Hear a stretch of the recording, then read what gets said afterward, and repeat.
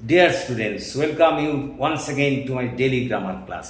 দেখো, আজ একটা খুব গুরুত্বপূর্ণ বিষয় তোমাদের কাছে হাজির করতে চলেছি। সেটা হলো এসইউআইটি সুইট, এসইউআইটি সুইট এবং এসডব্লিউডব্লিউটি সুইট, এই তিনটি শব্দের মধ্যে পার্থক্য কী। দেখো, এই তিনটি শব্দ ভীষণভাবে কনফিউজিং। এরা উচ্চারণগত দিক দিয়ে এক, কিন্তু অর্থগত দিক দিয়ে এদের মধ্যে একটা বিরাট বড় ব্যবধান আছে। কিন্তু যেহেতু উচ্চারণগত দিক দিয়ে এক, সেই কারণেই একটা কনফিউশন এই তিনটে শব্দের ব্যাপারে তোমাদের সৃষ্টি হয়। আজকের পর থেকে আর এই কনফিউশন দেখা দেবে না। দেখো, আমরা যখন বলি এসইউআইটি স্যুট, এর অর্থ হলো এক ধরনের পোশাক। যেমন the man was wearing a black sweet. এই এসইউআইটি স্যুট সাধারণত নাউন হিসেবে ব্যবহৃত হয়, তবে কখনো কখনো এই এসইউআইটি স্যুটকে আমরা ভার্ব হিসেবেও ব্যবহার করতে পারি।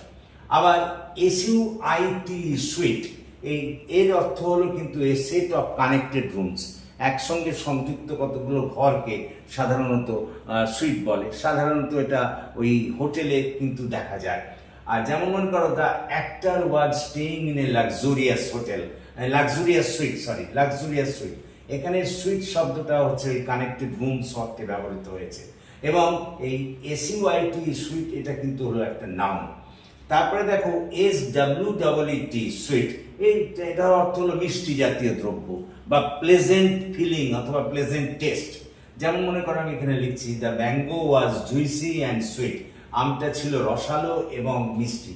দেখো, এখানে এই যে সুইট কথাটা ব্যবহৃত হয়েছে, এটা কিন্তু অ্যাডজেক্টিভ।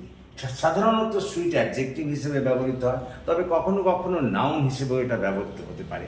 তো আশা করি তোমরা বুঝতে পেরেছ স্যুট, সুইট এবং সুইটের মধ্যে পার্থক্য কি। এরপর থেকে আর নিশ্চিতভাবে তোমাদের কোনো ভুল হবে না। Thank you for watching and listening. So please comment, share and subscribe to my channel.